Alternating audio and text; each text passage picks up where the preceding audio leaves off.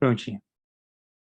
Ótimo. Bom, então, boa noite a todos. Vamos começar uma outra reunião da Retina. Hoje, dia 26 de outubro de 2023. Quem vai apresentar o caso clínico é o Flávio Medeiros, QR3. Flávio? Obrigado, doutor Sérgio. Boa noite a todos. Vocês estão conseguindo me ouvir bem? Sim. Ótimo. Mais uma vez, boa noite a todos. É uma satisfação estar apresentando o caso clínico da nossa reunião semanal de hoje. E trago para vocês a história de uma mulher de 39 anos, natural e procedente de São Paulo, que foi ao nosso pronto-socorro queixando-se de uma baixa súbita de visão no olho esquerdo havia 4 dias. Além dessa queixa oftalmológica, a paciente apresentava também uma dor inespecífica, bilateral em ambos os tornozelos. Ela negava edema e hiperemia, e falava que tinha tido concomitantemente nesses 4 dias um episódio febril, no entanto, não aferido. De exame oftalmológico, ela apresentava uma acuidade visual de 20/20 no olho direito e de movimento de mãos no olho da queixa, sem alterações de motilidade ocular, um exame das pupilas que demonstrava um defeito aferente relativo no olho esquerdo de aproximadamente 3 cruzes, sem alterações no segmento anterior. Partindo para a avaliação multimodal, eu trago aqui as retinografias. Passando para a angiofluorescinografia do olho direito em diferentes tempos.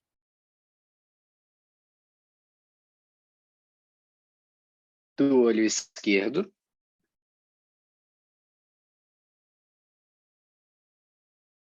Uma comparação em tempos quase que semelhantes do olho direito e do olho esquerdo.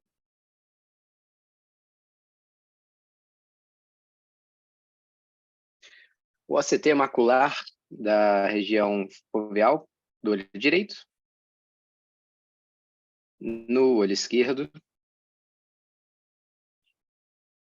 Essa já, só para ressaltar, uma fase já um pouco mais avançada do quadro, aproximadamente 3, 4 semanas após a entrada da paciente no nosso pronto-socorro.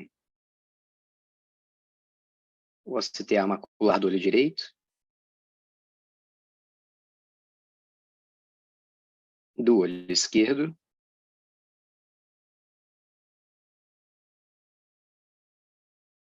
Portanto, resumindo o nosso caso, trata-se de uma mulher de 39 anos, até então previamente ígida, com a baixa de visão de olho esquerdo havia 4 dias, com relatos também de artralgia e uma febre não aferida, apresentando no olho da queixa movimento de mãos, com uma acuidade visual, uma biomicroscopia do segmento anterior sem nada de nota, com aqueles achados do fundo de olho. Então, eu gostaria de abrir para a discussão do diagnóstico oftalmológico, do possível diagnóstico sistêmico e o que investigar. Perfeito. Então, 39 anos, uma visão extremamente baixa. A gente viu a avaliação multimodal para fazer a hipótese diagnóstica. E talvez aqui o mais difícil seja a gente ver qual a condição clínica associada a isso, né? Então, vocês querem discutir? Cleide, André, Jorge, John? Diagnóstico é o mais fácil, né? Oclusão arterial da cílio retiniana. Mas o problema é o diagnóstico sistêmico. Ô, Jorge, é muito baixa a visão para cílio retiniano. Eu acho que é de artéria central.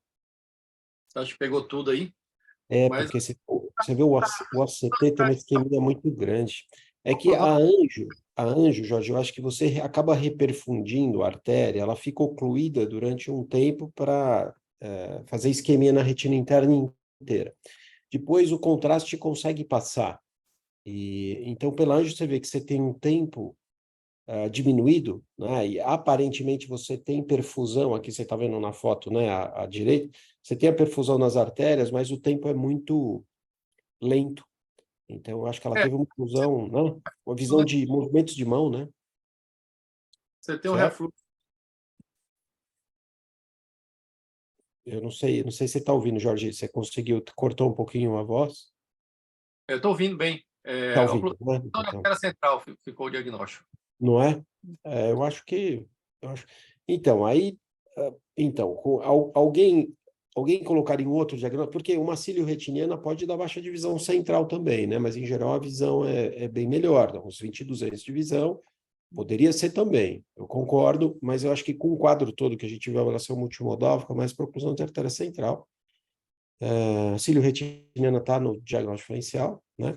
Alguém falaria mais primeiro do diagnóstico oftalmológico aqui? ou a gente passa para o diagnóstico sistêmico, que o Flávio está perguntando? Concordo também com o diagnóstico de oclusão da artéria central. Eu pergunto se no olho direito tem umas manchinhas, é exudato algodonoso? Isso. E uma outra Isso. inframacular. É? Interessante. Verdade. Professor, Isso não professor é do fundo de olho artefato, não, aparentava né? assim. Não, não é Não é artefato. Não. Ele tem 3 exudatozinhos, parece aqui, né? Um aqui nessa arcada. Então, é outra. De todo jeito, ela tem que ter alguma patologia sistêmica séria, porque ela teve um quadro seríssimo, certo? De oclusão de artéria central. Ainda tem exudato algodonoso no outro olho, né?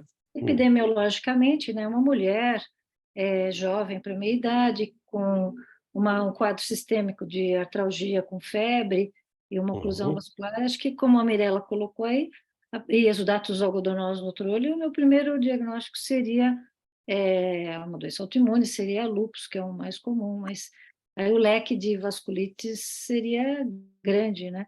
Pode incluir desde doenças infecciosas, menos comuns, né? Porque oclusão de artéria central é difícil numa vasculite infecciosa, mas doenças autoimunes em geral. Tem Ela a tem pulso? anticorpo antifosfolípide, também daria. Isso. Esse é um ponto interessante, né? Perguntar sobre histórico de abortamento ou algum evento trombótico breve. Primeiro trimestre. Tá. Ela eu não acho teve que aborto, certo, Flávio? Certo, professor, não teve. só Não que tem o aborto, quadro mas é uma pergunta importantíssima para fazer para a gente descartar assim do anticorpo antifosfolípide, certo? mas eu acho que, assim como a Cleide colocou, eu acho que o fato de ter artralgia assim remete a alguma doença inflamatória, não puramente trombótica, assim. Acho que o SAF seria algo mais trombótico do que inflamatório, né? Então, eu acho que seria mais na linha de doenças autoimunes mesmo. Tá. Flávio, ela tem pulso? Se Do que você ela tá tem pulso, pensando? professor John, não entendi. Isso. Mas pulso onde, John? Pulso arterial, mediano aqui. Radial, Mas, mediano, Radial. tá, Ah, tem, né? Tem, né? pulsação pulso normal e nenhum espessamento de artérias também em outras regiões. É hipertensa? Não, professora. O diagnóstico. Isso aí, para mim, quer dizer, eu nunca. Não é uma cílio-retiniana mesmo, eu acho que é de artéria central da retina. E é uma emergência e tem que procurar, né? Esse problema sistêmico dela aí. É só uma Muito observação com jovem, relação... 39 anos, um quadro bem arterítico, pouco inflamatório, né? Então parece uma coisa que chegou aí, de outro lugar. Então, vai ter que Bernardo perguntou sobre artrite temporal, mas geralmente a artrite temporal é uma faixa etária bem mais idosa, né? Depois de 60, 70 anos, né? Nessa faixa etária a gente não pensaria especificamente em artrite temporal, mas se fosse um paciente mais idoso, com certeza, né? Aí teria a comunicação de mandíbula e não dor nos tornozelos. Mas é velho, né, Jorge? Você nem pensa numa pessoa de 40 anos. Acima de 65. Para esse tipo de oclusão. Em 39, eu tive um paciente há muitos anos atrás, jovem, com oclusão de artéria, e foi por talco, foi por uso de cocaína. Tá. Em geral, o talco ele faz oclusões menores, mais capilares, de vasos menores, né? E Você vê. Um ramo da temporal superior. Isso M é mais comum. E agora, até pode... Não, só uma observação que eu queria fazer. Essa paciente, ela precisa, na verdade, fazer talvez uma investigação rápida, né? Porque ela ocluiu agora o olho esquerdo e o direito tem sinal já de algum evento vascular, entendeu? Então, essa paciente ela não pode fazer uma investigação ambulatorial, né? Essa paciente tem que ser uma investigação internada, né? Isso é importante também colocar. Embora eu ainda pense que lúpus é uma hipótese importante, não é uma causa comum de oclusão da artéria central, né? A oclusão da artéria central já teria que pensar numa vasculite de vasos maiores. Acho que granulomatose com panveíte é uma outra hipótese. Mas, enfim, como o lúpus é muito mais comum, né? E tem artralgia. O lúpus tem muita frequência de oclusão de vascular, de venoso, né? De ramo venoso. É uma multiplicidade de oclusões, né? Dependendo da vasculite associada ao lúpus, né? Da gravidade, você pode fechar a retina inteira até, né? Mas não é Sim, tão pode comum, ter não um é tão Frosted comum Branch, porque... pode ter Frosted Branchiangiitis Pode, por lúpus, né? pode. Então é interessante como a gente olha esse caso e fala, poxa, vamos investigar uma patologia sistêmica relacionada à colagenose, né, como o André falou, uma doença autoimune, né? A hipertensão arterial, até o Bernardo perguntou se tem alguma chance de ela ter gravidez, mas não tem, ela não está grávida. Bernardo, as alterações hormonais da gravidez, é raro de acontecer isso, mas alguma coisa, outra, sistema de hipertensão fora de controle, ela não tinha, né? E aqui a gente falou que a gente descartaria, colocaria num segundo degrau as doenças infecciosas, né? Então, por isso foi interessante esse caso que o Flávio trouxe, que ele acompanhou na residência, que essa é uma exceção à regra, né? Então, ele vai mostrar os exames, né, Flávio? E aí a gente rediscute, certo? Os exames laboratoriais, clínicos dela, né? Certo, professores, exatamente. E como a gente estava diante de uma emergência oftalmológica, esse quadro de oclusão arterial de artéria central da retina, realmente a gente procedeu com a internação, inclusive uma especialidade específica que eu não vou revelar agora, se interessou bastante pelo caso diante da raridade. Mas vamos lá. O diagnóstico oftalmológico, então, está elucidado. Para a parte da avaliação sistêmica, a gente começou pedindo, a gente e a Reumato, nós começamos pedindo os exames mais para prevalência, né? Então, a gente começou a pensar realmente em causas mais inflamatórias e imunomediadas, mas, pasmem, a gente teve todos os fatores da autoimunidade dentro dos parâmetros normais. Então, FAN, ANCA, talvez pensando numa granulomatose com poliangeite, veio negativo, fator reumatoide também dentro dos valores de referência e nenhum consumo do complemento. Partindo disso, fomos também investigar as coagulopatias, afinal, trata-se de uma paciente com menos de 50 anos e a gente tem que lembrar dos principais distúrbios, sejam hereditários, sejam adquiridos, da coagulação. Mas esse rastreamento mostrou-se também sem alterações, incluindo a pesquisa dos anticorpos da síndrome dos anticorpos antifosfolípides. A triagem infecciosa bacteriana para as coisas mais prevalentes, até porque a paciente tinha um quadro febril não elucidado, também não mostrou nenhuma alteração, principalmente para sífilis e tuberculose. Além disso, marcadores inflamatórios, esses sim se mostraram alterados, tanto com a proteína C reativa, quanto com a velocidade de hemossedimentação, ambos elevados, acima dos valores de referência. O hemograma, e aqui a nossa investigação começa a ficar ainda mais interessante, demonstrou plaquetas normais dentro dos valores de referência também com dimensões adequadas, mas pela hemoglobina que veio e analisando também o tamanho das hemácias e a concentração de hemoglobina, a gente enquadrou a paciente numa anemia de doença crônica, que a gente chama, que é mediada por marcadores inflamatórios, e a paciente também apresentava linfopenia, uma linfopenia bem marcante. Professor Sérgio, posso continuar a partir daqui ou quer fazer mais uma pausa?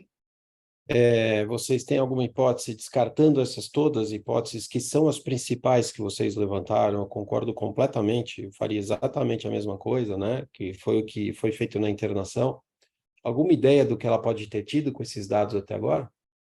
A gente pode estar com um quadro hematológico no sentido proliferativo, assim, né? Alguma leucemia e eventualmente fez uma situação de hiperviscosidade com oclusão da artéria central da retina.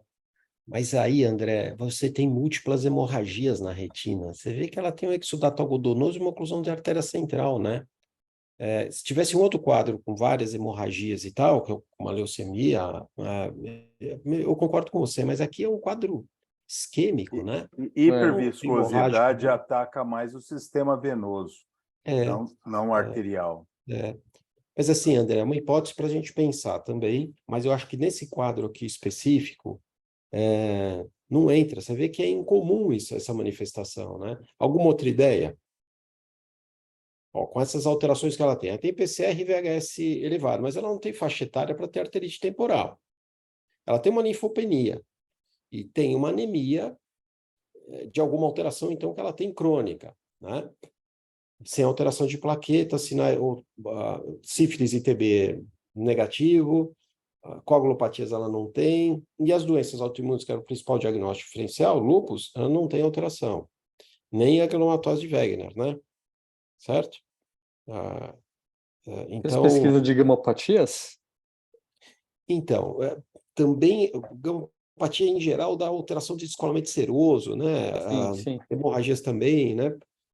Mas aqui nela também... Hemopatias dão um problema de hiperviscosidade. Então, o quadro é também principalmente venoso. Tá. Então, alguma... Hemoglobinopatia pode ocluir vaso grande, mas não é compatível ao oxidato algodonoso do olho direito. Então, ela poderia ter uma oclusão vascular de artéria, que é muito raramente descrito em falciforme, mas aí não bate com o quadro do olho direito. E também eu não estaria esperando os fatores inflamatórios elevados. Então, eu pensei que poderia ser antes, mas com esse resultado de exame eu descartei. E a periferia dela é normal, tá? Sem outras alterações, além das alterações da oclusão da artéria central da retina, certo, Tereza? Certo. Tá, ótimo. Tá faltando aí alguma coisa, né, tipo, né? Por isso que o caso é interessante, porque é incomum a apresentação dessa doença dela com esse quadro. Segue aqui ou quem quer Foi dar... feito algum estudo neurovascular, Flávio? Professor John, foi feito, neurovascular foi feito, não encontrou nenhuma alteração de perfusão, por exemplo, em carótidas, nenhuma placa de ateroma que pudesse gerar alguma repercussão hemodinâmica. Tá.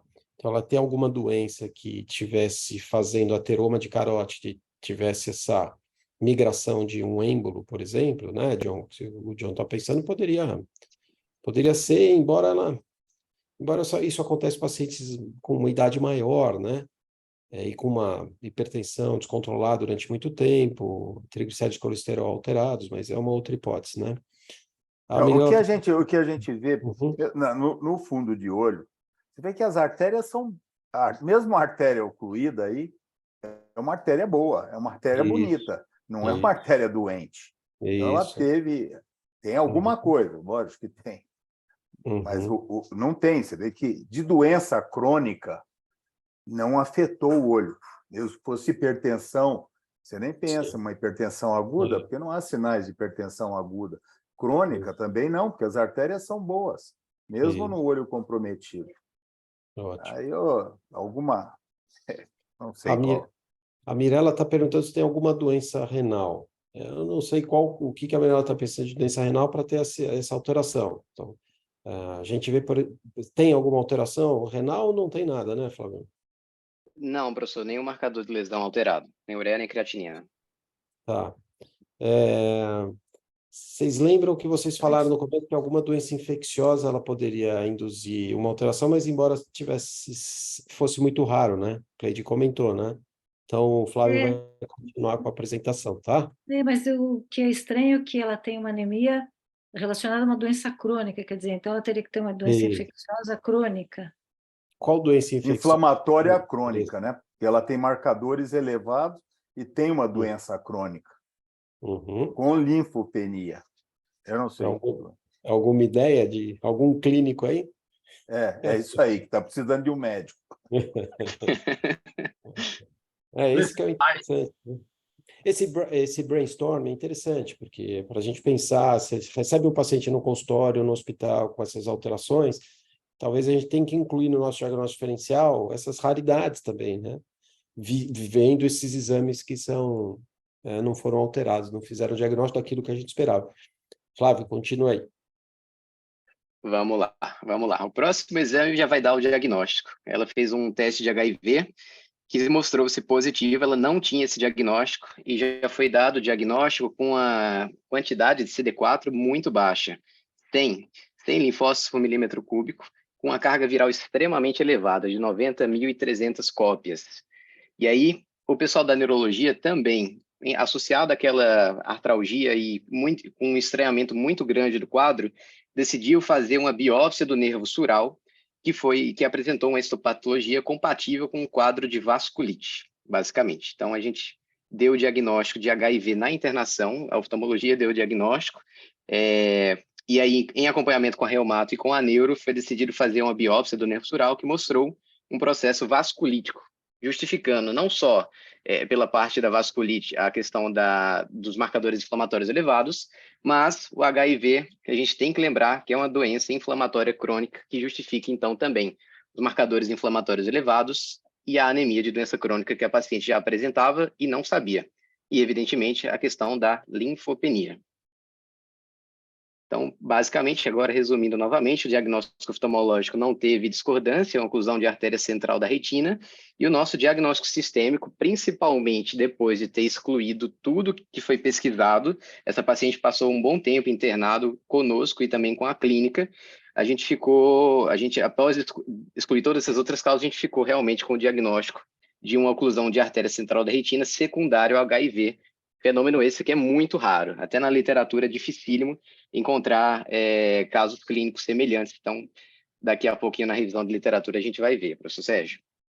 Isso, é isso. Então, essa é a hipótese que a gente chegou. O Flávio que é uma manifestação incomum, mas é uma manifestação descrita em pacientes com HIV, oclusão da artéria central da retina, extremamente incomum.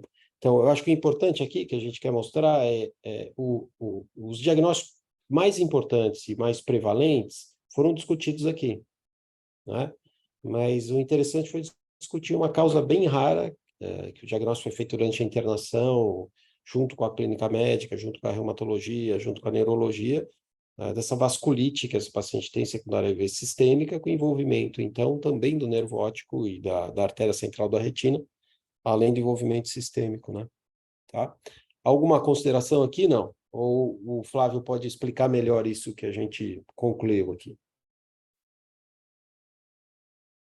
Aí essa biópsia, então, mostrou que ela tem um quadro de vasculite sistêmica Que tem um quadro de vasculite. Isso. generalizado. Pela biópsia do nervo sural, a clínica e a neurologia ficaram convencidos de que ela estava com um quadro sistêmico da vasculite pelo HIV, porque excluiu todas as outras causas de vasculite que poderiam ser prevalentes para a idade, e a única coisa que justificaria uma vasculite nesse contexto, e que é bem descrito, só que não na retina, é justamente o HIV. Interessante que ela chegou a um nível desse de oclusão de artéria central da retina por uma infecção pelo HIV, sem ter imunodeficiência. Então, você vê, só a infecção pelo HIV. Não é uma coisa muito... Aliás, é bem raro, né? Quer dizer, é bem raro. Ela não tinha infecção mesmo. Não tinha nenhuma retinite. Nada. Nenhuma retinite infecciosa. Não tinha um quadro de citomega, não tinha um quadro de herpes. Exatamente. Né? Mas não tinha... não tem AIDS. Ela não tem AIDS, ela tem HIV. Eu já vi um caso. Eu vi um caso só, que tinha alterações, vasculite retiniana, e não tinha nada de não era um paciente imunodeprimido, não tinha AIDS, e era só o HIV mesmo. Vi um caso só faz muito tempo. Flávio, outra coisa que eu queria levantar para aprendizado para residente, eu não me lembro, mas a cílio retiniana não é uma artéria que existe em todo mundo. Eu não sei qual é exatamente a porcentagem que existe. 5 a 28%, se eu não me engano. Então, a cílio retiniana, se você tiver uma oclusão de artéria central da retina, se você tiver uma cílio retiniana, a sua visão não vai ser movimento de mão, porque a cílio retiniana vai manter a perfusão da mácula e a pessoa ainda enxerga, só que com o quadro, entendeu? Então, esse quadro aqui, dificilmente seria uma cílio retiniana. Eu não sei exatamente. Vocês são quantos por cento? É de 20 a 25, John. Então você vê, é bom ter uma cílio retiniana. Você vai ficar com campo tubular. Eu sei, mas tem a cílio retiniana. Claro. Tem alguma coisa, né? Lembrando que a cílio retiniana vem da circulação da coroide, não da circulação da retina. Né? Porque... O HIV pode ser por imunocomplexo, que pode ocluir a artéria e ocluir veia. Faz uma vasculite e fechou a artéria central da retina, com uma manifestação incomum. Mas o Flávio Flávio, você tinha que fazer um comentário agora sobre o HIV, e daí você faz a revisão para a gente ver esses dados aí, a relação da oclusão de artéria central com HIV, tá? Vamos lá, professor Sérgio. Eu ia só comentar que tem uma definição de AIDS, de síndrome da imunodeficiência adquirida, que leva em consideração apenas a contagem do CD4. No caso dessa paciente, ela se enquadraria no estágio de AIDS, apesar de realmente não ter manifestado até então nenhuma infecção oportunística. Muito bem. Ainda. Então, ainda, exatamente. Mas foi iniciada a terapia antirretroviral na internação, se Deus quiser, ela vai ficar bem protegida. Para a gente finalizar a nossa apresentação, fazer uma revisão de bibliográfica aqui rápida, até pela quantidade de artigos que são escassos nesse sentido, começando falando um pouco sobre a relação de HIV e oclusão de artéria central da retina. Ao fazer uma rápida busca no PubMed, com essas palavras-chave, a gente encontra apenas 17 resultados. E muitos desses resultados, apesar de estarem com essas palavras-chave, não têm muita relação com, de fato, a oclusão de artéria central da retina. Mas eu trago aqui alguns artigos que principalmente são relatos de caso, começando por esse, que é semelhante ao nosso, em que foi dado o diagnóstico de AIDS em uma paciente que teve oclusão de artéria central da retina. Tratava-se, então, de um homem de 46 anos, que tinha apresentado uma baixa de visão no olho esquerdo, associada a um defeito pupilar aferente relativo. E aí, no fundo de olho, no exame de fundo de olho, apresentava no olho direito, que não era o olho da queixa, uma oclusão venosa hemiretiniana, e no olho esquerdo, que era o olho da baixa de visão, de fato, apresentava uma oclusão de artéria central da retina. Também fizeram uma investigação muito extensa nesse paciente, e aí, após excluir tudo, realmente ficaram com o diagnóstico de AIDS, ou SIDA, em português, que levou a um processo vasculítico, uma vasculite, que culminou numa oclusão retiniana, no olho direito com um componente venoso, que a gente vai ver daqui a pouco, que é o mais comum, e no olho esquerdo com um componente arterial. A evolução do quadro, no olho esquerdo, que foi o olho da oclusão arterial, o paciente evoluiu com uma neovascularização, inclusive do segmento anterior, que culminou com glaucoma neovascular. Esse paciente até precisou fazer ciclofotocoagulação. E aí uma coisa interessante aqui da gente ressaltar é que a gente sabe que nas oclusões venosas, a incidência das neovascularizações, inclusive de segmento anterior, é muito maior do que nas oclusões arteriais. E esse paciente desse relato de caso apresentou justamente no olho que ocluiu a artéria, o glaucoma neovascular. Antes de falar do terceiro artigo, eu trago esse estudo aqui, que basicamente são as oclusões vasculares de retina em pacientes infectados com o HIV. É um estudo bem antigo, mas é um estudo clássico, que foi citado pelo próximo artigo que eu vou trazer, que na verdade se tratou de uma análise de 2.484 pacientes que tinham infecção por HIV, e aí eles foram fazer uma análise da incidência das mais variadas formas de acometimento retiniano.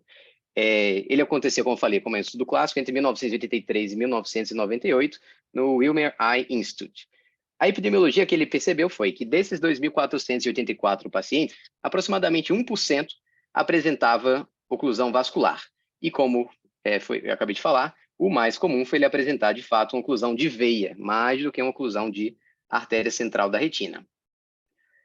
Finalmente, o último artigo que eu queria trazer dessa primeira parte é esse, que basicamente mostra, mais uma vez, com oclusão de artéria central da retina bilateral, como a apresentação inicial de uma infecção pelo HIV. E aí, o artigo traz, para a gente relembrar um pouquinho também, o que é o clássico em uma oclusão de artéria central da retina. É aquele paciente mais velho, com mais de 50 anos de idade, com múltiplas comorbidades, principalmente hipertensão, diabetes, hipercolesterolemia, e em menos casos também distúrbios de coagulação, tabagismo, personalidade A. E aí, a gente tem que lembrar que os casos que fogem à regra, a gente tem que pensar em outros diagnósticos. E aqui, a gente vai trazer possíveis justificativas para que um paciente com HIV apresente oclusão de artéria ou oclusão de veia. São elas, por exemplo, isquemia focal na retina, aumento de fibrinogênio, um aumento da agregação dos eritrócitos, das hemácias, depósitos de imunocomplexos, como foi ressaltado há pouco aqui na nossa reunião, um aumento da resistividade da artéria central da retina e também um processo vasculítico, que dessas manifestações todas é até mais raro do que a isquemia focal e tudo mais. Mas está descrito que vasculite, como está diagnosticado no nosso paciente, é uma possível causa de oclusão de artéria central da retina. Além disso, epidemiologia, só ratificando, a oclusão de veia central da retina ela é mais comum do que a oclusão de artéria central da retina. Nesse paciente aqui que foi desse estudo, desse relato de caso, só para elucidar, era também um paciente muito jovem, homem, de 30 anos, que apresentou uma baixa de visão bilateral e apresentava, além de hemorragias retinianas extensas, apresentava também edema no polo posterior. E o diagnóstico final foi de oclusão de artéria central da retina. E, semelhantemente à nossa paciente, o paciente também apresentava febre, mas apresentava também uma tuberculose ganglionar, que aí sim já é uma complicação da nossa doença de base. E a conclusão, sempre que tivermos um paciente jovem que fuja um pouco daquele estereótipo do paciente com hipertensão, diabetes, mais de 50 anos e sem arterite temporal, é uma excelente justificativa para a gente avaliar também HIV em pacientes jovens com oclusões vasculares. Mas vamos relembrar só algumas coisas, até para não nos excedermos muito. Lembrar que a principal manifestação do HIV na retina é por uma causa não infecciosa, é por um acometimento da microcirculação. E isso aí se expressa como as manchas algodonosas, que geralmente são assintomáticos, e a nossa paciente no olho direito apresentava. Além disso, a presença de retinite pelo citomegalovírus era uma importante causa de cegueira nos pacientes com HIV, mas principalmente, e graças a Deus, antes do advento da terapia antirretroviral. E a forma mais comum é a forma hemorrágica e, infelizmente, chega à bilateralidade até metade dos casos. Lembrar que herpes também pode acometer na forma de uma panuvite grave, a retinite necrosante periférica, porém, não caiamos na pegadinha. Por quê? Porque esse acometimento ele é mais comum até mesmo em indivíduos imunocompetentes e não imunodeprimidos, apesar de que também pode ocorrer. Toxoplasmose ocular, afinal, é uma infecção considerada oportunista, mas aí principalmente naqueles pacientes que têm uma imunodeficiência já bem avançada, o CD4 é menor do que 100, e lembrar também de formas atípicas, né, sem vitreite, bilateral, com múltiplos focos. E, finalmente, sífilis também é uma infecção associada que pode se manifestar como placoide, como descolamento de retina seroso, e lembrar de tratar com a penicilina cristalina. Para darmos segmentos, vamos só lembrar algumas etiologias, né? Eu separei aqui por faixa etária, maiores do que 50 anos. É muito importante a gente lembrar da aterosclerose e lembrar da origem dos êmbolos, né? A gente pode ter diferentes fontes embólicas, como a carótida liberando placas de Rolenrost, grandes vasos liberando plaqueta e fibrina, válvulas cardíacas com o seu cálcio, né? E a arterite temporal, que, como foi comentado, seria geralmente uma senhora idosa, com espessamento de artéria temporal, claudicação de mandíbula, hipersensibilidade do escalpo, e aí uma PCR e um VHS bastante elevado, mas muito importante da gente investigar já na admissão. Por quê? Porque há um tratamento para a doença de base na tentativa de evitar que isso aconteça no outro olho, né? Com a internação e pulsoterapia. E, finalmente, lembrar dessas outras causas, como coagulopatias, SAF, deficiência de proteína C e S, doença falciforme, fator 5 de Leiden, doenças do colágeno, como lúpus, arterite temporal, até a granulomatose de Wegener, como foi citado, doenças infecciosas, como toxoplasmose, mucormicose, toxicaríase, e outras causas de embolia, como até mesmo, por exemplo, o uso de drogas intravenosas e a disseminação do talco. E para finalizarmos, o que é que a gente precisa fazer diante de uma oclusão de artéria central da retina? Infelizmente, os pacientes que chegam na urgência, geralmente eles já chegam até mesmo com dias de história. E a gente sabe que o suprimento do tecido nervoso ele é muito dependente de sangue, de energia, e qualquer tempo a mais, isso já é suficiente para lesar irreversivelmente o tecido nervoso. Mas se o paciente tem aquele esclarecimento de já procurar o pronto atendimento, você tem que considerar isso não só como emergência oftalmológica, mas sim como emergência médica, porque existe uma grande associação entre a oclusão de artéria central da retina e até mesmo fenômenos isquêmicos cerebrais, né, o acidente vascular encefálico. Então, após você descartar causas oftalmológicas de baixa de visão e de descartar a arterite temporal, você tem que considerar encaminhar para um centro de cuidados para AVC, principalmente para investigar as coisas mais comuns, né, que são os êmbolos, né? Você vai fazer isso com ecocardiograma e Doppler de carótida, principalmente. E nos menores de 50 anos, a gente vai pesquisar essas outras causas mais distintas.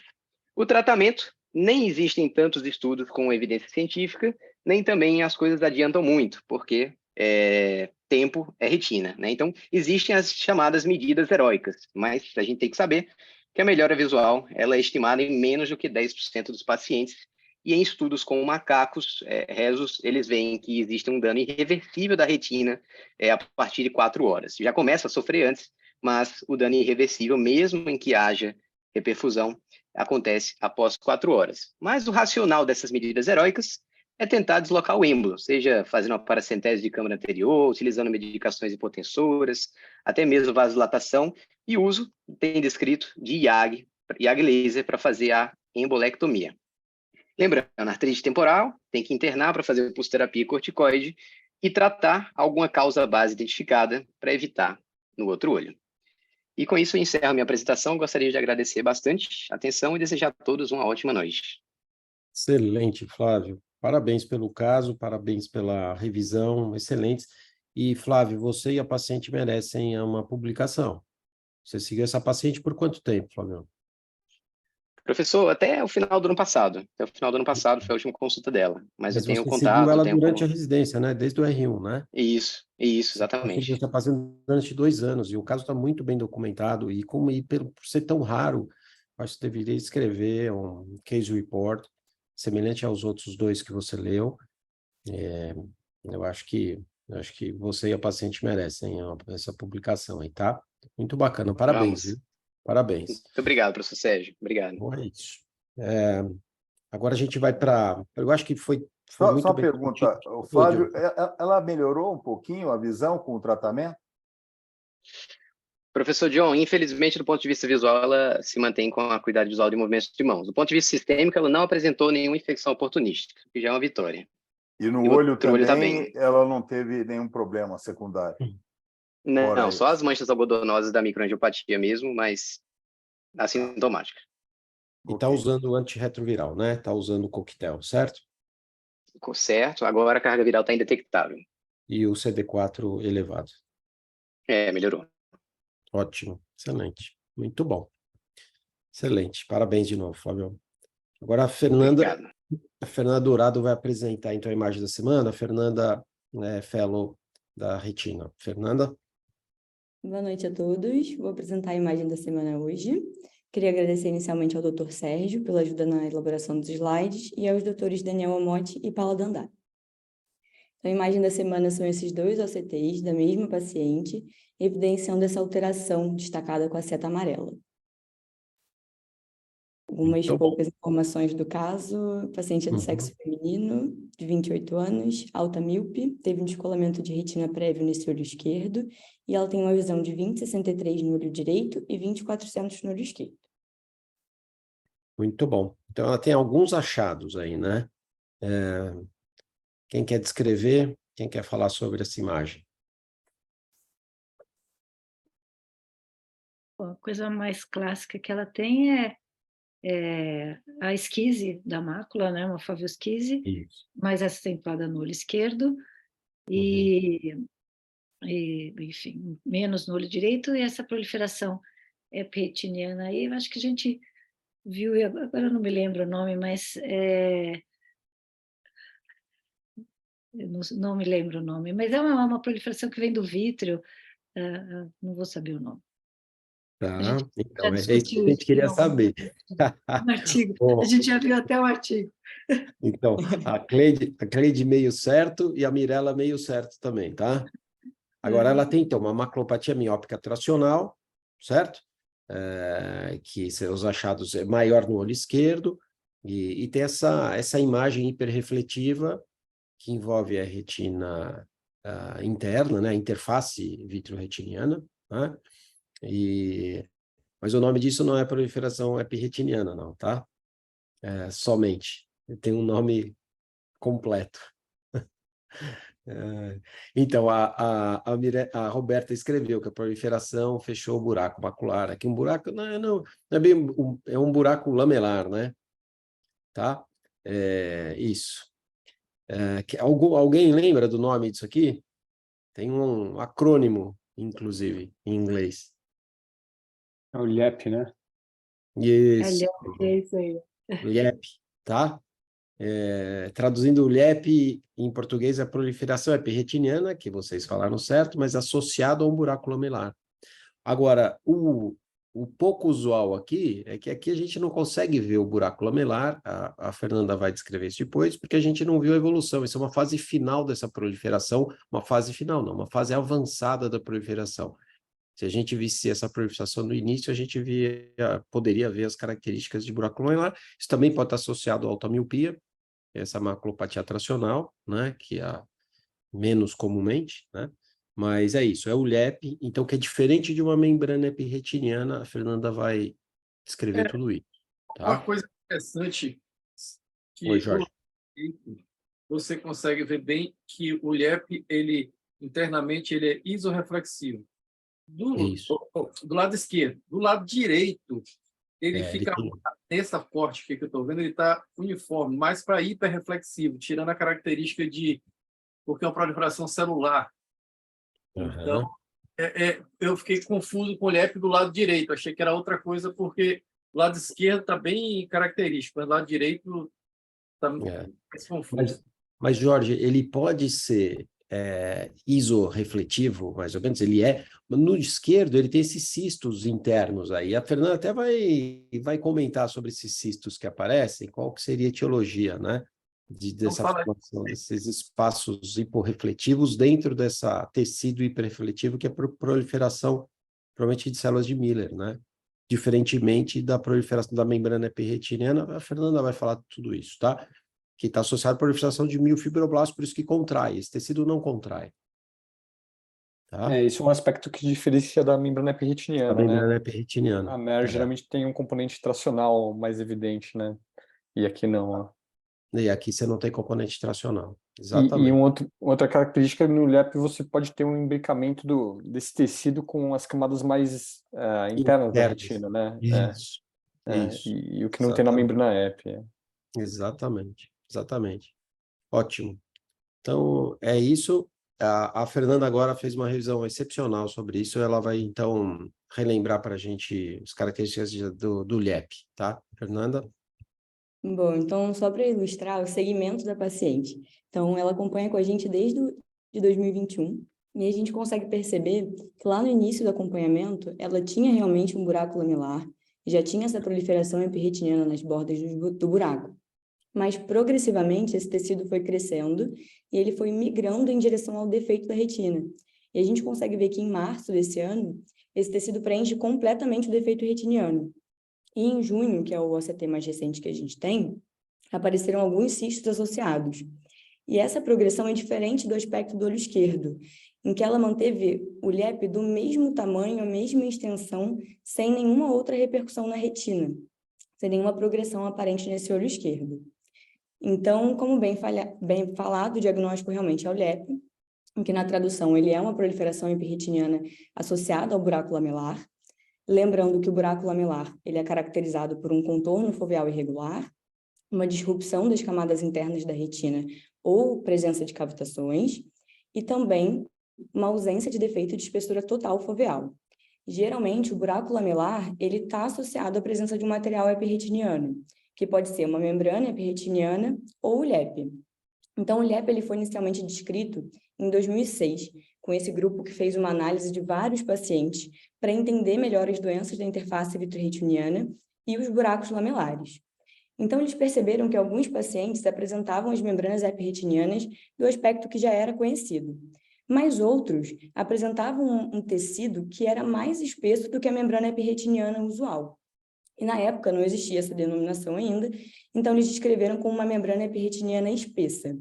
E não se entendia muito bem qual que era o material desse tecido, o que levava à formação desse tecido, e eles acreditaram na época que seria uma hialoide posterior espessa ou ainda um remanescente vítreo entre a membrana epirretiniana e a retina.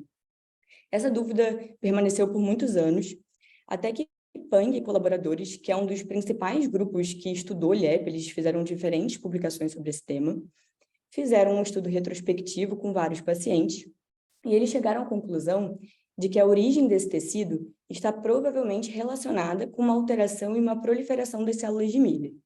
E eles explicam essa teoria através de 3 justificativas. Então, o LEP ele pode abranger todas as camadas da retina. Ele pode ficar lá na superfície da retina, mas ele também pode ter comunicação com as camadas médias da retina e, inclusive, migrar para a retina externa. E a célula de Miller é a única célula que está presente em toda a extensão das camadas da retina. Então, isso faria sentido pela localização do material. A outra justificativa seria que as células de Miller são as únicas células na retina neurosensorial com capacidade de hipertrofiar e de proliferar. E com isso, a sua proliferação formaria esse material em que a gente vê homogêneo, principalmente na superfície retiniana.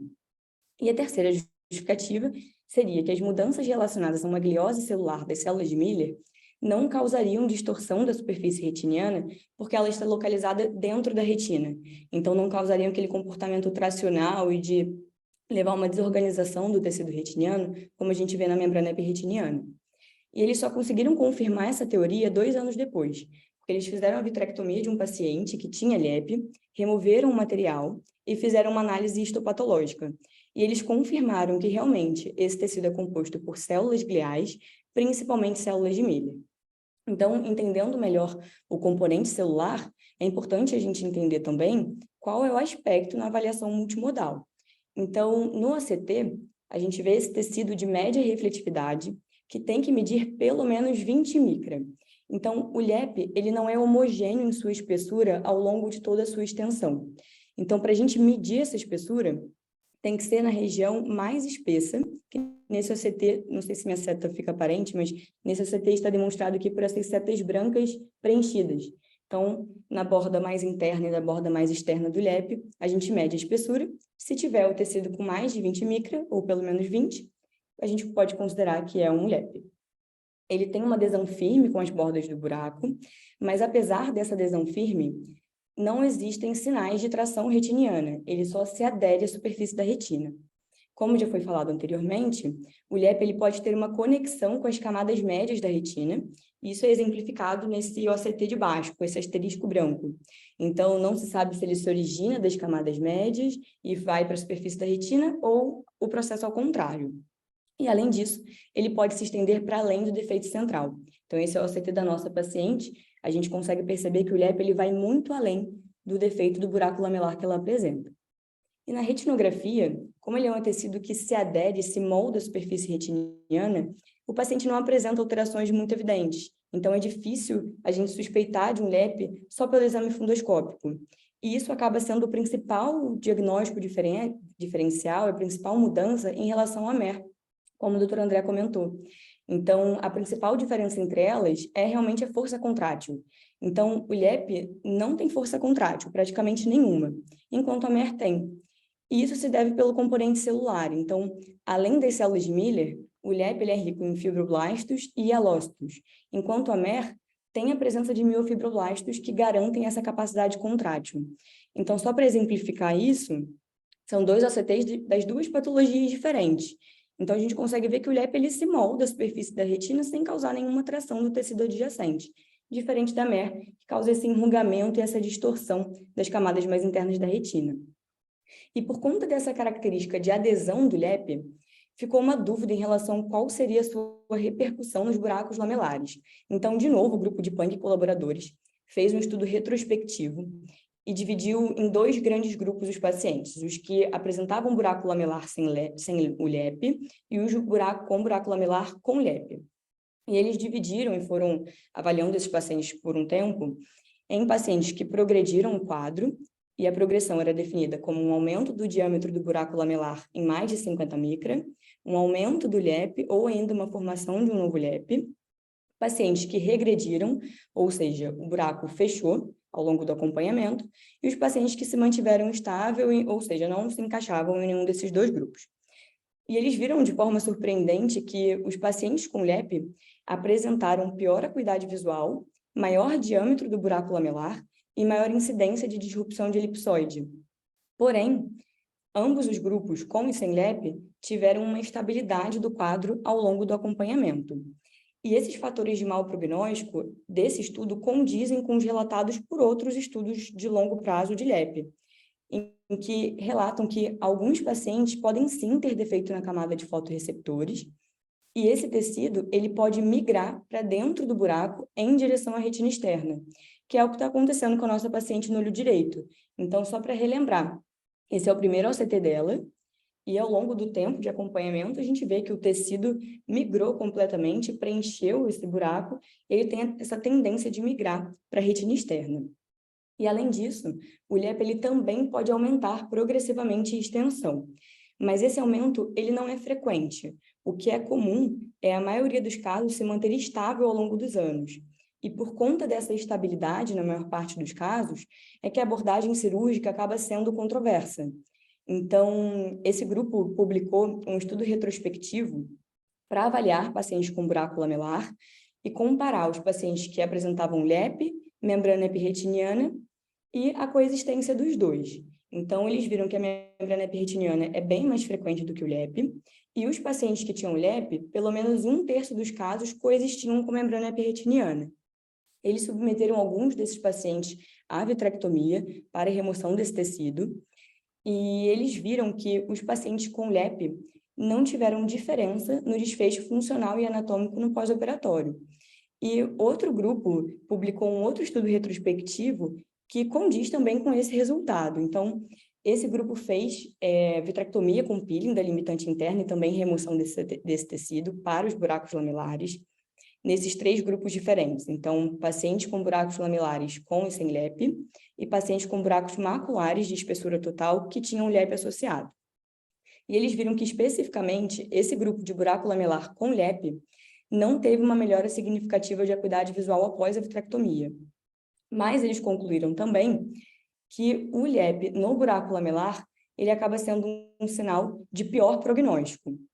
E a associação com a membrana epirretiniana foi vista também ao longo de outros estudos, que não seria a única associação que poderia estar presente com o LEP. Então, foi publicado um estudo para tentar associar a presença da alta miopia com o desenvolvimento do LEP, porque foram vistos vários pacientes automíopes com LEP, queriam entender se isso era apenas uma coincidência ou se tinha realmente uma relação fisiopatológica. Então, eles avaliaram 43 pacientes com alta miopia, que apresentavam buraco lamelar ou buracos maculares de espessura total, e compararam pacientes que também tinham defeito retiniano, mas não eram automíopes. E o que eles viram de principal diferença foi que os pacientes automíopes apresentavam uma maior extensão de adesão do LEP comparado aos pacientes que não eram automíopes, podendo chegar a mais de 1.500 micras de extensão do centro foveal. E a nossa paciente tem um LEP bem extenso no olho esquerdo, e ela é automíope, então essa relação também faria sentido no nosso caso. E eles acreditam aqui que a força tracional poderia ser um estímulo para o crescimento do LEP, contribuindo com a sua maior extensão. Mas concluíram que, na verdade, o LEP ele acabou sendo mais prevalente nos pacientes sem alta miopia e que a associação do LEP com buraco lamelar ou macular de espessura total acontecia em pacientes mais jovens. Era raro encontrar LEP em pacientes mais velhos. E uma outra associação também interessante com o LEP, que foi descrita recentemente, é a presença de alteração vascular dentro do LEP. Então, esse é o primeiro relato de caso de uma neovascularização associada. Então, esse grupo pegou esse paciente que tinha um LEP, fizeram exames com contraste, fizeram o CTA e viram que realmente tinha uma rede vascular bem definida dentro da proliferação epirretiniana.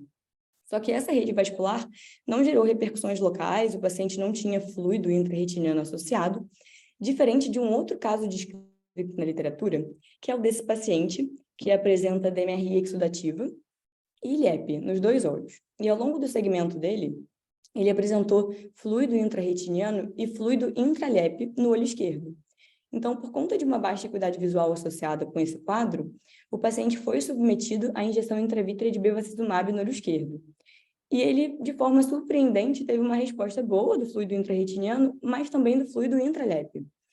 E, ao longo do seu segmento, ele apresentou o mesmo quadro de presença de fluido no olho direito, com fluido intra-LEP e também intrarretiniano, e eles optaram pela mesma conduta, com uma regressão total desse edema intrarretiniano e intra-LEP. Então, esse estudo tenta explicar o que aconteceu pela resposta ao antiangiogênico e pela presença do fluido. Então, eles interrogam se estaria presente uma rede vascular dentro do LEP, ou se seria, na verdade, uma extensão do edema retiniano para dentro do LEP, já que o LEP tem essa característica de migrar ao longo da retina e ter conexão com todas as camadas da retina. Eles acreditam que a primeira teoria seria a que faria mais sentido, e eles usam esse artigo, que foi um estudo grande também, para justificar isso. Então, nesse estudo, os autores fizeram vitrectomia em vários pacientes que tinham membrana epirretiniana e fizeram uma análise histopatológica. E viram que quase todas as membranas epirretinianas tinham capilares. Mesmo sem ter exudação visível no exame e vazamento, os pacientes tinham capilares na MER. Então, eles acreditam que o LEP possa ter, sim, uma rede vascular dentro dele. E isso justificaria essa presença de fluido. E um quadro mais atípico ainda foi esse descrito de um paciente que tinha o LEP e tinha um PVAC associado ao LEP, dentro do LEP. Então, só para lembrar que o PVAC ele é um aneurisma perifoveal unilateral, idiopático e isolado. E esse paciente ele também apresentou um fluido intra-LEP e intra-retiniano. Ele também foi submetido à injeção intravitreia de antiangiogênico com regressão do fluido. E aqui, eles também levantam algumas hipóteses para a justificativa desse quadro.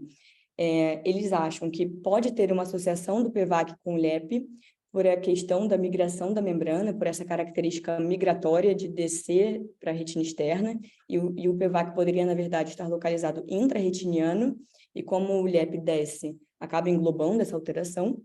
Mas eles levantam outra hipótese que é super interessante, é que como o LEP tem uma alteração nas células de Miller, teria uma fisiopatologia parecida com a de MacTel tipo 2, com uma desestabilização vascular, e isso levaria ao desenvolvimento de telangiectasias vasculares, que foi o que aconteceu nesse paciente.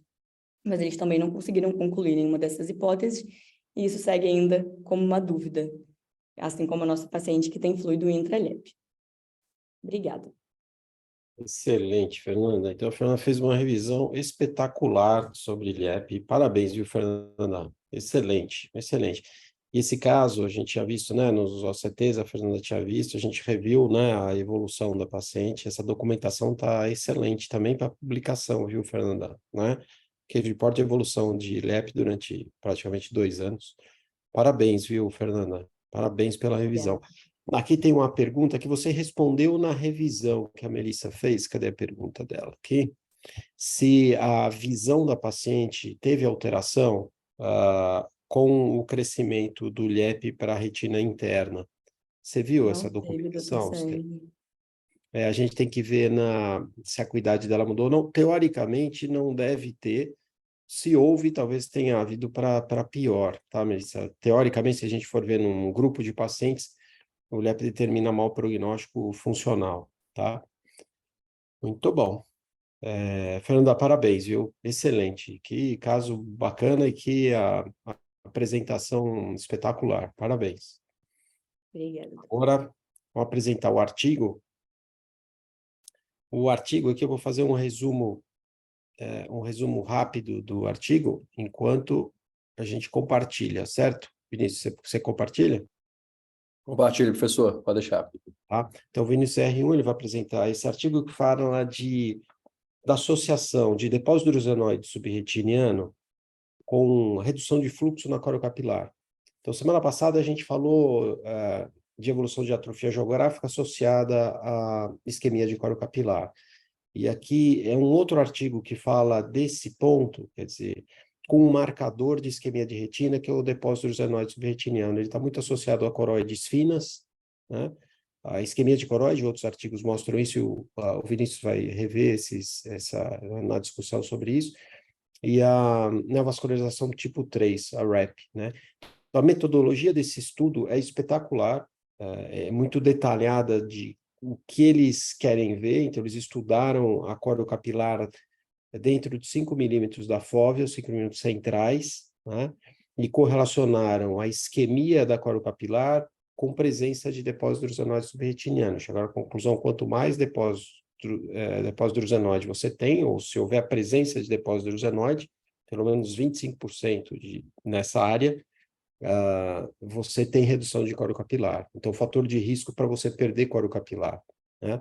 E daí eles questionam a relação de causa e efeito, que aparece antes, porque, na verdade, eu acho que a valia desse estudo é que a gente precisa de formas terapêuticas para para a gente não perder córneo capilar em pacientes idosos, para não formar depósito adenoide, para eles não perderem visão por atrofia geográfica, além que isso teria uma função terapêutica muito maior do que a gente tem com os inibidores de complemento hoje, né? Então, o Vinícius vai rever tudo isso com mais detalhes. Vinícius. Boa noite para todo mundo. Queria primeiro agradecer ao professor Sérgio pela ajuda na elaboração da apresentação. E o título do artigo ele vai ser justamente falando disso, vai ser uma redução na perfusão da corocapilar, especificamente na região macular, nos olhos com as pseudodrusas reticulares, isso avaliado com a CTA. Então, os depósitos drusenoides subretinianos ou as pseudodrusas vão estar localizados acima do EPR, como mostra essa imagem de OCT. Pode causar alterações visuais leves, alteração da visão noturna, visão de cores, sensibilidade ao contraste, e esses depósitos eles podem mudar de localização também no fundo de olho ao longo do tempo. E aí, o objetivo e a metodologia do estudo era justamente determinar se essas pseudodrusas, especificamente na região macular, elas estão relacionadas à piora da perfusão coroidal na região macular. E aí, para isso, foi avaliado o déficit de fluxo, a espessura da corocapilar, a espessura média da coroide, o índice de vascularização coroidal e a espessura da camada externa da retina. Para isso foram comparados olhos com pseudodrusas maculares, olhos normais e olhos com drusas moles típicas. Então, critérios para inclusão nesse estudo era justamente no grupo de olhos com pseudodrusas maculares. Fazia-se um círculo de diâmetro de 5 milímetros, como está representado nessa imagem aí, centrado na fóvea, e aí pelo menos 25% da área desse círculo ela tinha que estar preenchida por pseudodrusas. E os olhos normais, o grupo de olhos normais era pessoas saudáveis, sem queixas visuais, sem alterações de nervo, da retina ou da coroide. Já o grupo com drusas moles secundárias da DMRI, sem outras condições oculares confusas. Critério de exclusão foi comprimentos axiais aí, pequenos ou muito grandes, glaucoma, distúrbios cororetinianos que não fossem drusas moles ou pseudodrusas maculares. Essa aí é só mais uma panorama geral das imagens, de algumas imagens que eu já mostrei. É interessante ver aí na linha D e J o círculo, né, determinando exatamente a área que é ser estudado. Tanto a área macular quanto a área da corocapilar, ela respeita esse círculo. Então, foi analisado só essa área aí desse círculo com 5 milímetros de diâmetro. Então, já falando dos resultados, aí está representado vários resultados, só que eu queria primeiro focar nesses dois resultados aí que estão em destaque, que é primeiro o déficit de fluxo. Os olhos normais, eles tinham um déficit menor do que os olhos com drusas moles, que tinham um déficit menor do que os olhos com pseudodrusas, ou seja, realmente os olhos mais afetados eram os olhos com pseudodrusas. Já a espessura da corocapilar, que é o segundo item que está em destaque, os olhos normais tinham uma espessura maior do que os olhos com drusas moles, que é maior que os olhos com pseudodrusas. Então, isso já permite a gente pensar que talvez exista uma relação entre as duas coisas. Falando dos outros itens que não estão em destaque aí, a espessura da camada externa da retina não teve diferença entre os olhos. A espessura média da coroide, olhos normais comparado com os olhos com drusas moles, não conseguiu se notar nenhuma alteração. Já os olhos normais apresentavam uma espessura maior do que os olhos com pseudodrusas e os olhos com drusas moles uma espessura maior do que os olhos com pseudodrusas. O próximo slide ele só de novo mostrando isso, esses dois itens que eu deixei em destaque no slide anterior, mostrando que o déficit de fluxo na corocapilar foi maior nos olhos com pseudodrusas. E a imagem do lado já mostra aí que a espessura da corocapilar, consequentemente, ela foi menor já nesses olhos com pseudodrusas, permitindo a gente meio que fazer uma relação. Esse panorama de imagens aí também é interessante. A primeira linha, a linha aí de A até E, mostra olhos normais, a segunda linha, os olhos com as drusas moles, e já a última linha, os olhos com pseudodrusas. Na primeira imagem, a gente vê, né, que está em destaque, aí na imagem F, na primeira coluna, na imagem F, que as drusas moles elas realmente são mais espessas, por isso elas estão aparecendo aí. Outra linha que eu achei interessante destacar é a linha de D, I e N aí, né, mostrando os pontos brancos são pontos de déficit de fluxo. Então, os olhos aí com as drusas moles têm um déficit de fluxo, sim, comparado com os olhos normais, mas na letra N, aí, que são os olhos com as pseudodrusas, eles têm um déficit de fluxo muito maior. E já na última coluna da letra E, J e O, dá para ver que a espessura da corocapilar foi menor nos olhos com as pseudodrusas. Então, de discussão assim, do artigo que a gente pode falar, a gente pode pensar que a diminuição da perfusão corocapilar ela leva a uma redução da espessura da corocapilar. A região da coróide analisada, isso eu destaquei no começo e estou falando aqui de novo, porque isso difere de outros estudos que o artigo até cita. A região da coróide analisada foi a mesma região onde havia as pseudodrusas, ou seja, dentro daquele círculo de 5 milímetros de diâmetro. Então, isso faz a gente pensar que as pseudodrusas elas podem ser consequência de anormalidades localizadas da perfusão coroidal, e não reflete necessariamente anormalidades de difusão e de perfusão, anormalidades difusas, né? E se grande parte das pseudodrusas aparece fora da mácula, que é uma região que normalmente não é analisada no ACT, isso explica falha de outros estudos em mostrar uma correlação dessas pseudodrusas com a perfusão coroidal macular. É importante destacar que o estudo ele evidencia uma relação entre as duas coisas, mas não necessariamente é uma relação de causa e efeito. E é necessário mais esclarecimentos em relação à fisiopatologia das pseudodrusas, né? O EPR doente ele pode causar as pseudodrusas e alterações de perfusão capilar, mas também tem estudos que mostram que a corocapilar ela permaneceu funcionante sem o EPR por mais de um ano, entendeu? Perdão. Mas, como o professor tinha falado no início da apresentação, acho que o importante da gente levar desse artigo é que as pseudodrusas, na gente vê pseudodrusas, isso pode estar, sim, relacionado a alterações na corocapilar, que predispõe a pessoa aí a ter alterações mais graves. Falando das limitações do estudo, ele é um estudo com N pequeno, os 3 grupos de olhos comparados, cada grupo tinha 30 participantes, não foi classificado os diferentes fenótipos de pseudodrusas, e também não foi incluso fatores de risco sistêmicos, né? A gente não falou aí de possíveis obstruções de carótida que esses pacientes poderiam ter, obstruções de artéria oftálmica, e também não foi definida a porcentagem mínima de pseudodrusas para alterações coroidais. Não foi feita a relação também da porcentagem de pseudodrusas necessárias para começar a surgir algum efeito na corocapilar. Acho que é isso, professor. Excelente, excelente, Vinícius. O artigo, o Vinícius conseguiu resumir muito bem as principais, os resultados e as conclusões desse estudo, tá? Esse estudo foi feito no Bascom Palmer, o Rosenfeld, que é o último autor aí do estudo, então ele está por trás dessa publicação, e eles têm vários estudos sobre isquemia de corocapilar e correlação com DMRI, esse foi o último deles, e a metodologia deles, que Vinícius descreveu, muito dá o rigor do estudo, por isso que ele foi publicado no IOVS. Então, apesar do N ser pequeno, eles fizeram uma comparação e uma avaliação muito específica, o estudo é muito bem formatado.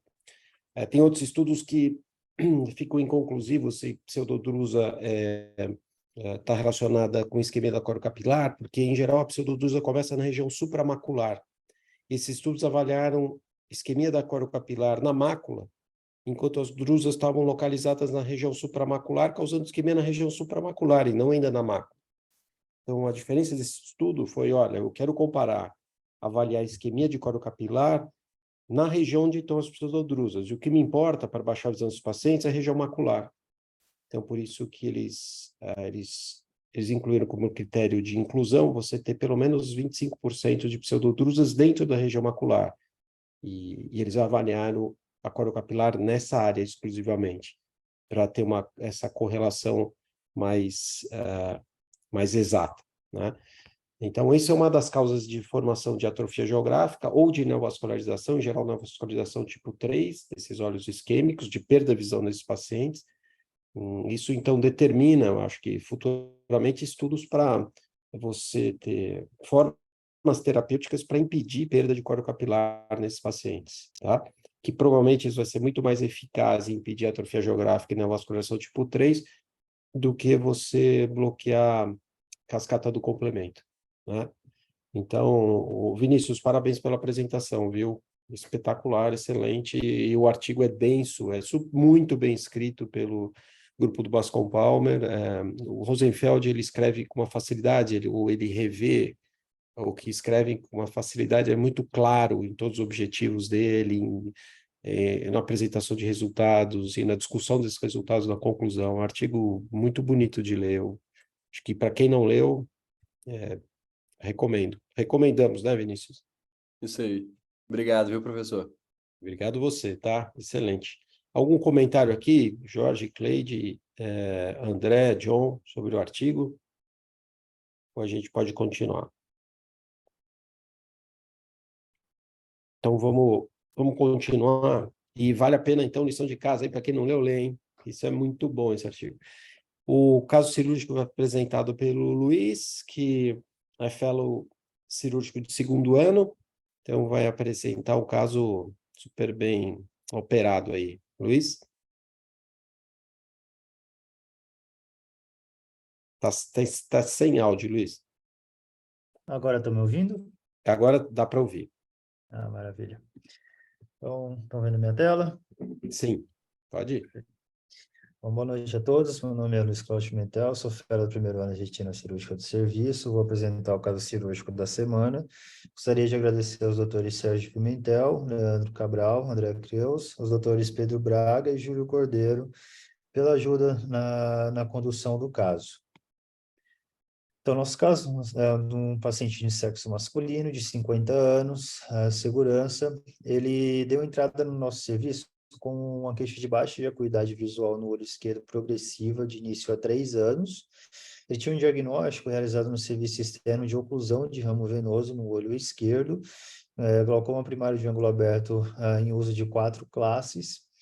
A acuidade visual do paciente, sem correção, era de 20/20, olho direito, e percepção luminosa ao esquerdo, a pressão em ambos os olhos de 12. No olho, e a biomicroscopia do olho esquerdo, o paciente era fásco e apresentava cristalino transparente. Aqui nós temos a imagem grande angular do fundo de olho do olho esquerdo. Nós conseguimos observar que houve uma oclusão de ramo venoso superior, a formação de uma placa fibrovascular ocasionando uma tração, e o paciente apresentava um DR misto com a rotura não visualizada ao exame. Aqui, em comparação com o outro olho, então nós conseguimos ver um glaucoma bem avançado, escavação subtotal do olho direito, e temos o OCT desse paciente. Infelizmente, esse foi o único slab conseguido por conta da dificuldade do aparelho em captar os demais cortes. Foi solicitado pré-operatórios para o paciente e ele acabou perdendo o segmento, voltou 3 meses depois com esta catarata. Partindo disso, eu gostaria de perguntar aos professores qual seria a conduta cirúrgica proposta no momento. Perfeito. Então, olha, John, Jorge e Tereza. Então, paciente com a catarata total agora, né? Um descolamento misto. Ele teve uma atração secundária à oclusão de ramo venoso da retina, uma proliferação fibrovascular, fez neovascularização, fez tração e deve ter feito uma ruptura que não dá para ser identificada, talvez estivesse atrás dessa proliferação fibrosa, com a mácula descolada, PL de visão, né? Então dá para a gente ver, puxa, será que isso aqui, a gente tem ganho funcional operando um paciente com PL e agora com uma catarata total? Então, o que vocês fariam aí? Abordariam ou não? Primeira pergunta. E segunda, qual a técnica, algum detalhe de técnica cirúrgica? Fariam, então, a faco, o implante de Lio? Isso. E como vocês dissecariam essa proliferação fibrovascular, certo, Luiz? Perfeito, professor. E a última pergunta, aproveitando, seria se escolheriam óleo de silicone ou gás como substituto do vidro. Isso. Perfeito. Por que ele desenvolveu essa catarata em tão pouco tempo, se ele não tinha nada? Professor, a gente não conseguiu entender também por que desenvolveu tão rápido, em 3 meses, esse tipo de catarata, de um cristalino transparente para uma catarata branca intumescente. Pois é, eu já tinha dúvida se eu operaria esse caso quando era transparente e que eu via tudo, e agora vocês fizeram para ver se ele não teve, ele era segurança, se não teve um corpo estranho, nada?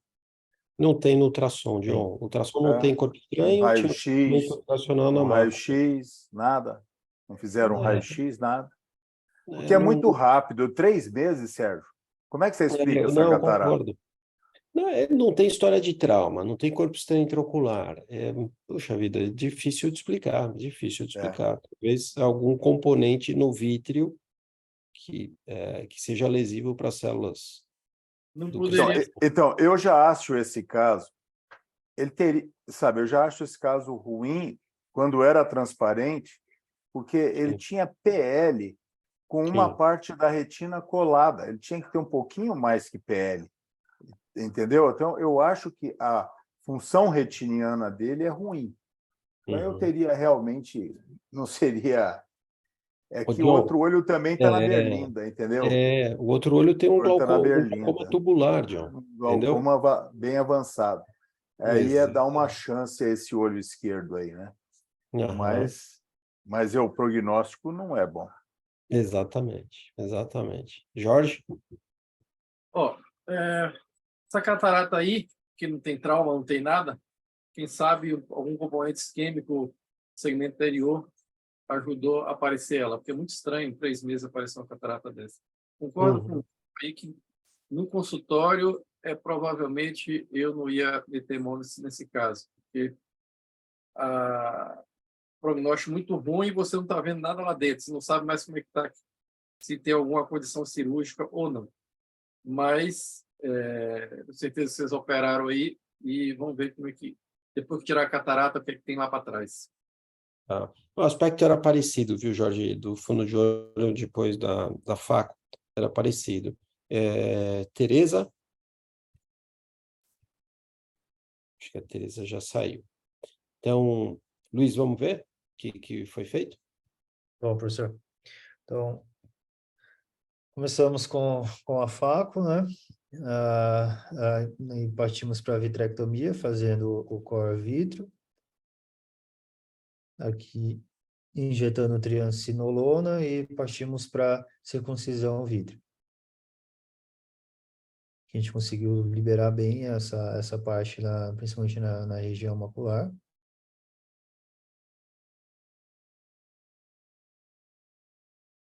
E aí agora, com uma pinça, nós tentamos soltar a placa fibrovascular, obter um plano para conseguir removê-la por inteiro. Nesse momento, a gente utilizou o vitreófago, baixou o vácuo e o corte, utilizando como se fosse uma tesoura mesmo. Nós conseguimos seccionar a placa e obter uma separação ideal por planos para a gente conseguir remover a tração no local.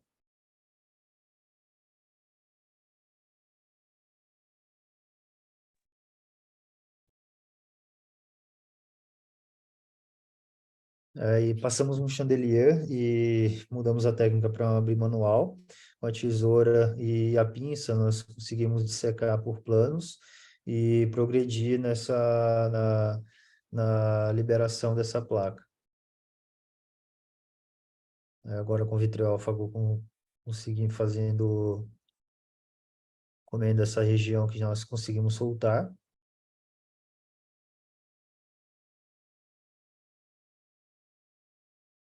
E novamente, utilizando o vitreófago como uma tesoura, tentando soltar na região mais periférica superior.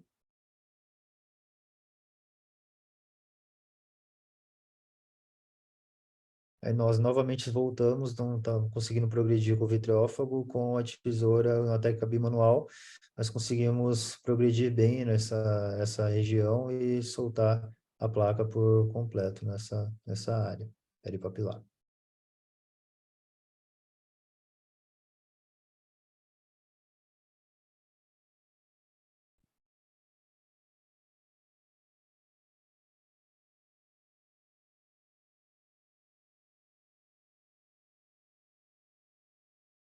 Novamente com vitreófago para remover a placa. E atrás da placa nós conseguimos observar a presença de uma rotura circular. Nós acabamos depois fazendo uma iatrogênica na região superior, vai aparecer algo mais, nessa tentativa de liberar essa região.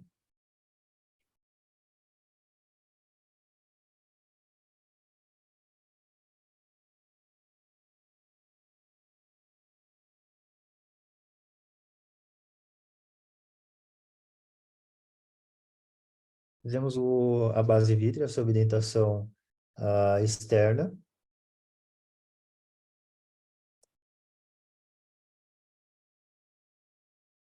E aí realizamos a troca pela rotura primária, que era bem posterior. Após a troca fluido gasosa, fizemos laser em toda a hemiretina superior.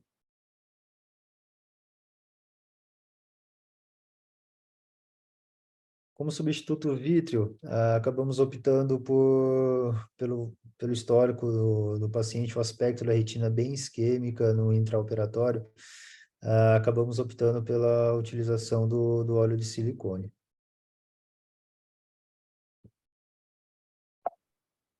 Primeiro pós-operatório, esse era o aspecto. O paciente havia apresentado melhora da acuidade visual para MM, estava em uso ainda das 4 classes em ambos os olhos, com a pressão de 15 nesse olho. Aqui outra imagem, grande angular.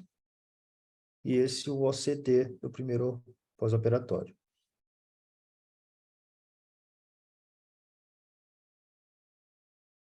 Posso continuar? Os professores querem comentar? Então, a evolução é até o primeiro PO, esse é o caso Não, recente. tem o 30º também, tem o 30º aqui, professor. Eu acho que se você quiser mostrar, isso, ótimo. Esse é o 30º PO, essa imagem recente de ontem, paciente mantendo a acuidade visual de MM, um PIO de 13. Outra imagem no fundo de olho. E o OCT apresentado.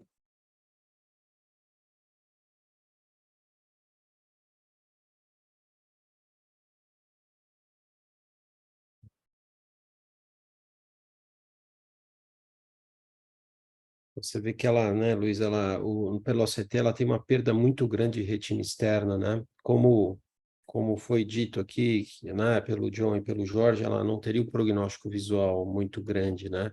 Com bastante tempo de visão de PL, né? Documentado pelo menos 3 meses, né? Ó, quer ver? Aí é na mácula, né? Então, a gente vê a região foveal sem retina externa, né? E mesmo a retina interna, você tem uma imagem de isquemia, você não consegue identificar as estruturas exatas na retina interna, né? Então, eu acho que a oclusão venosa que ela teve comprometeu a circulação da retina interna e a área de descolamento comprometeu a retina externa associadamente. Por isso que ela tem essa visão. Quando o John comentou a visão, talvez ela tivesse alguma coisa a mais, talvez um nervo óptico. Ela tem um glaucoma avançado no olho, deve ter um glaucoma avançado aqui também.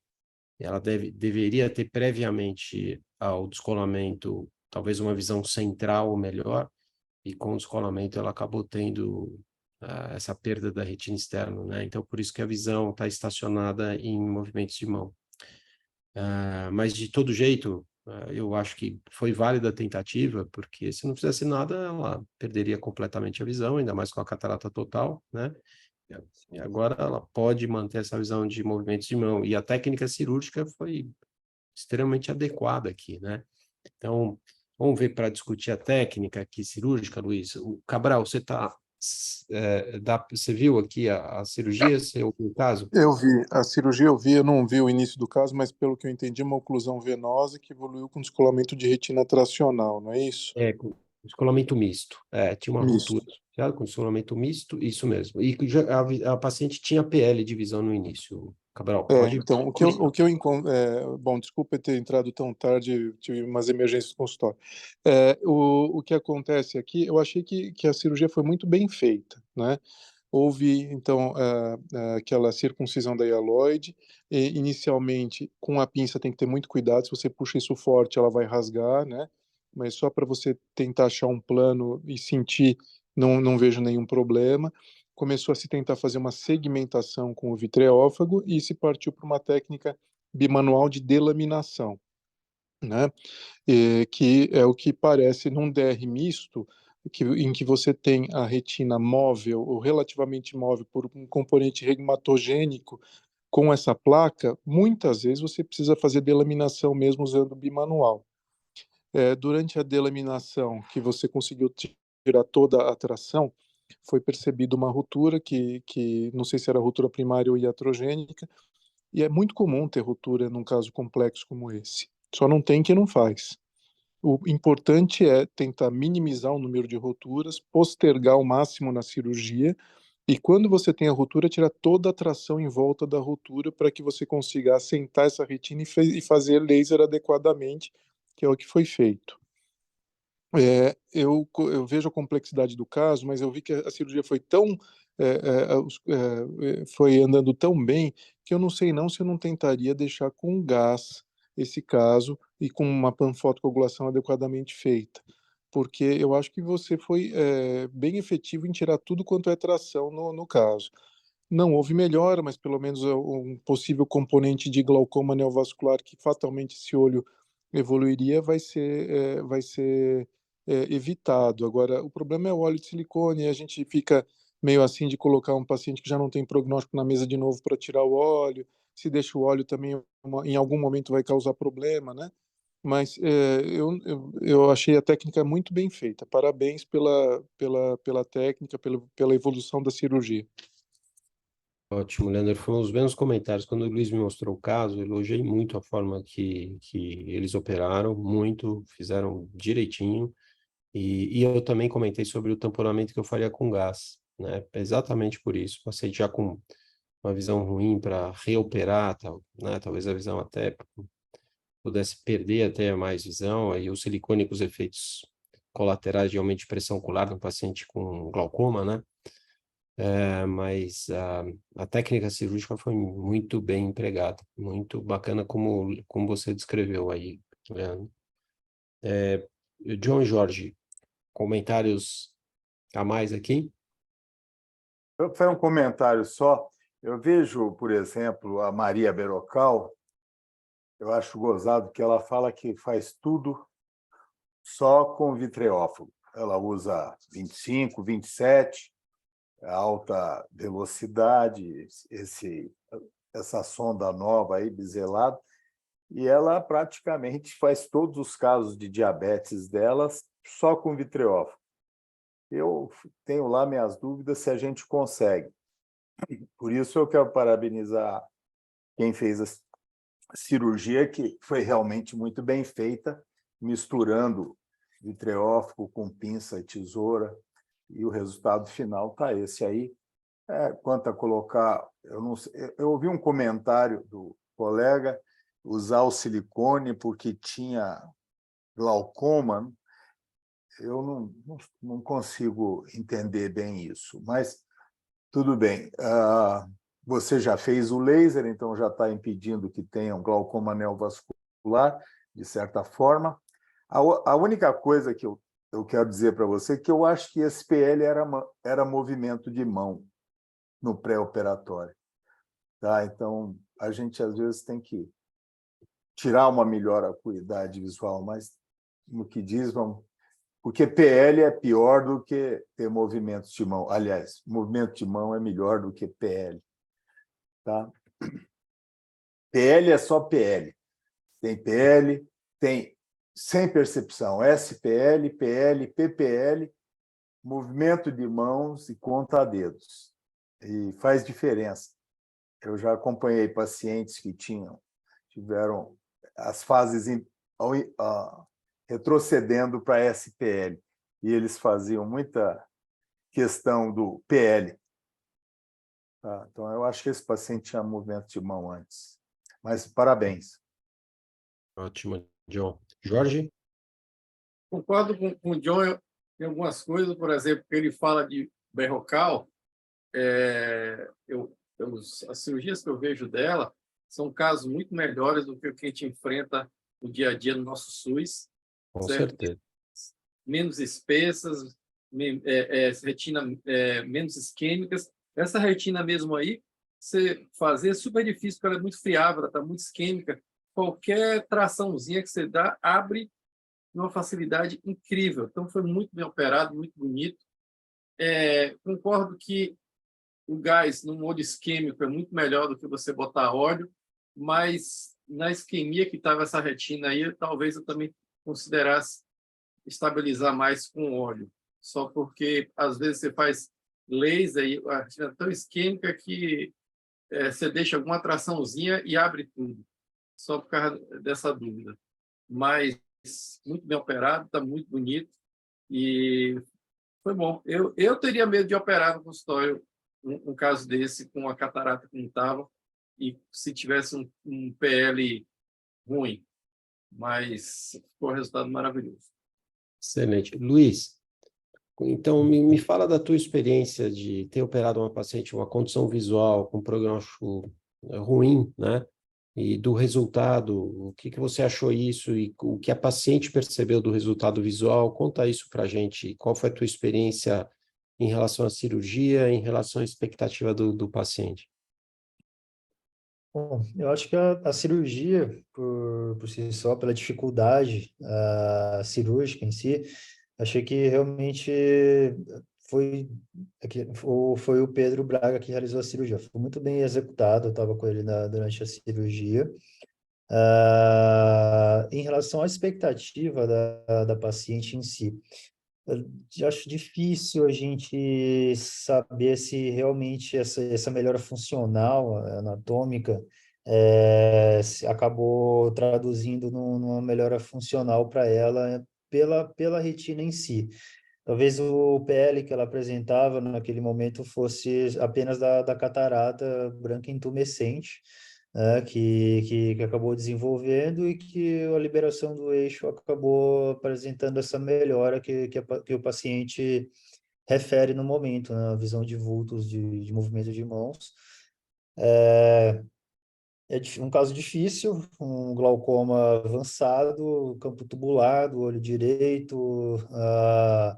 A gente, no final, ficou em dúvida em relação ao colocar ou não óleo de silicone, justamente também por conta disso, a condição clínica também do paciente, mas pelo grau de isquemia que tinha na retina, ao final da cirurgia, a gente também não ficou muito confortável em optar pela colocação do gás. Mas, assim, o paciente está feliz com o resultado, a gente explicou, estava bem consciente de que a cirurgia era uma cirurgia difícil e complexa, e que o mínimo que o que a gente queria era evitar que a paciente perdesse mais visão, e o que tivesse de ganho seria a consequência da cirurgia que a gente veria com o tempo também, né? Perfeito, Luiz. Excelente. E, de novo, parabéns a você e o Pedro Braga pela técnica cirúrgica aí, tá? Foi muito bem operado. Excelente. Então, a gente finaliza a reunião aqui. Queria agradecer aí os comentários do Jorge Rocha, do John Elal, do Leandro Zacarias, do André Creus, da Cleide Machado e da Maria Tereza Bonanomi. Agradecer muito a apresentação do Luiz, aí do caso cirúrgico, do Vinícius, do artigo, que falou de depósito de adenose subretiniano e redução de fluxo de coro capilar, da imagem da Fernanda Dourado, do LIEP, e do caso clínico do Flávio, de HIV associado à oclusão da artéria central da retina, tá? E semana que vem a gente não tem reunião, que é quinta-feira, feriado. Então, daqui 2 semanas a gente se vê de novo. Um abraço para todos, boa noite e ótimo final de semana, tá? Ótima sexta e ótimo final de semana. Um abraço. Obrigado, até logo. Valeu, Jorge, abraço.